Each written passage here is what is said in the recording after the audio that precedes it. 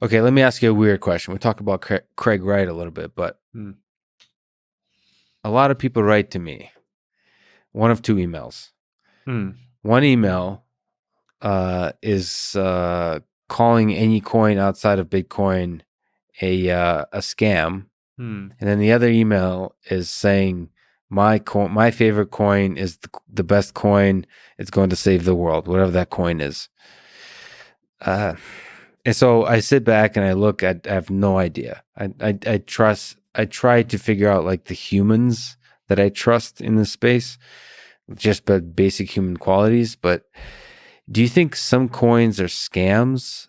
Do you think some coins, maybe another way to ask it, are scammier than other coins? How are people that are looking outside of the space where there's all of these cryptocurrencies supposed to figure out what is a scam and not, or how to use the right kind of language when talking about them? Because there's the harshness of the language from the Bitcoin maximalist that doesn't just say everything's a scam, including Ethereum, but they use terms like shitcoin that says it's not only a scam, it's like a waste of time. I mean, every word you can use, they say that. That's very harsh. And then some people are just apply the word scam much more conservatively and just refer to coins that legitimately are trying to scam people out of their money as scams. So what do we do with this word scam? Should it ever be applied to coins? And is it a binary thing or is it a gray area?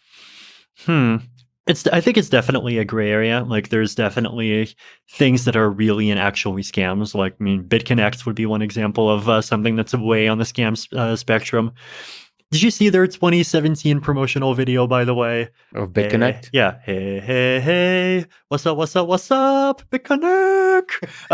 It was this 3-minute, 48-second video that was just of this guy like making this totally crazy rant. And it was at some conference in Vietnam where they were, of course, like trying to convince a whole bunch of people to buy this coin, and they had these claims about how it would go up in value. Yeah. That was definitely like the peak of these pure completely scammy coins, and that was definitely really terrible. And I feel like we have less, despite cryptocurrency as a whole being bigger, we actually have quite a bit less of that now.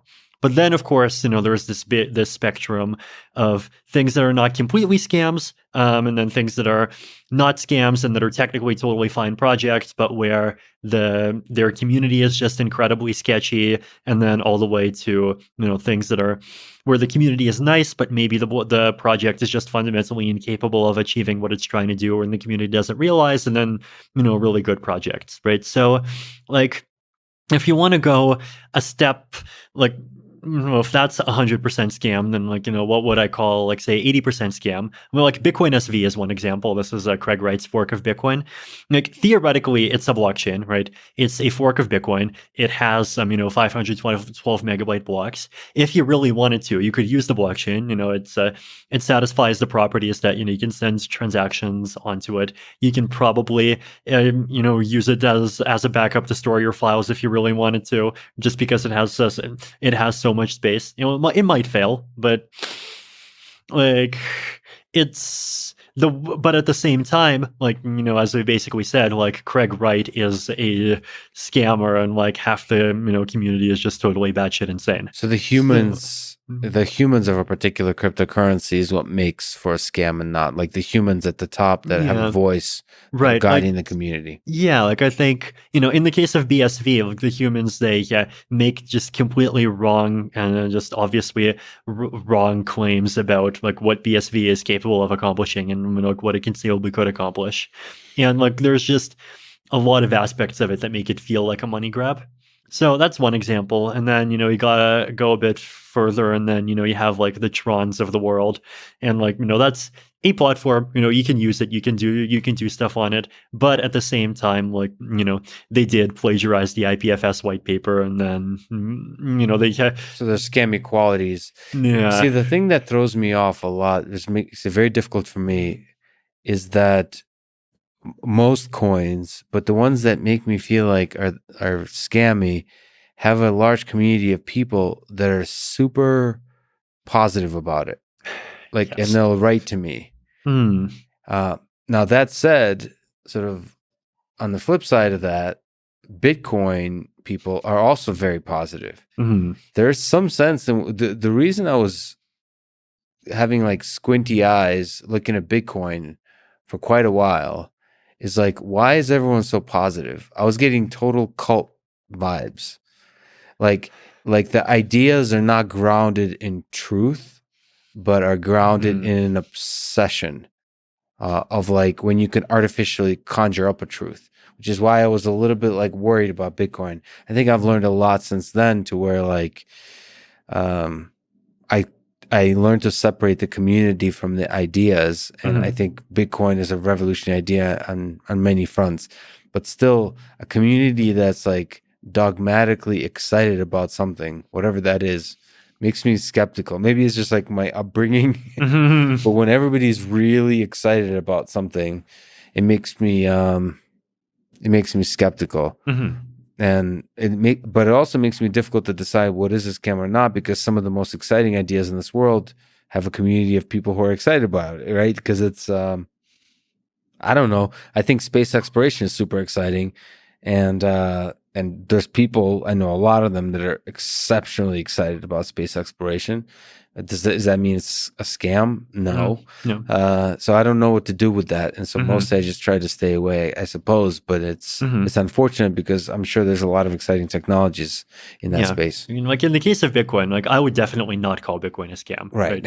That's again. Right. I would also not call Litecoin a scam. There's people who call Litecoin a scam because they just like say, oh, look, it has no fundamental use case, and the concept of being silver to Bitcoin's gold is just like stupid, and like milli Bitcoin is the silver to Bitcoin's gold. But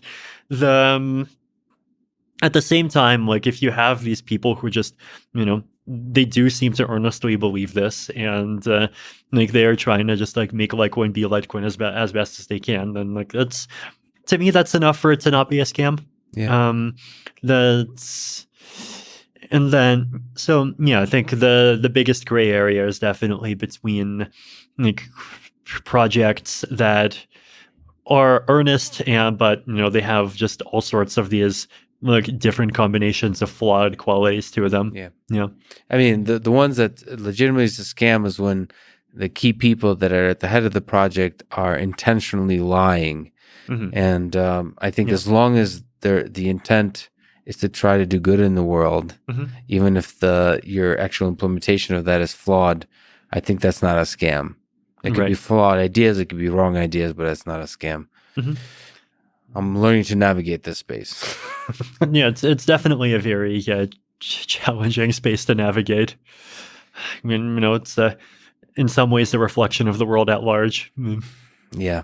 And as we've said, maybe offline, that the fact that money is involved makes it a little bit more complicated. That lives can be ruined by the choice of technologies that are taken on. So it makes it more real, more painful, more like elevated, the impact of this. Like imagine like Mac versus PC wars if everyone who bought a MacBook like had 10 Apple shares inside of it, and everyone who had a PC had 10 Microsoft shares inside of it.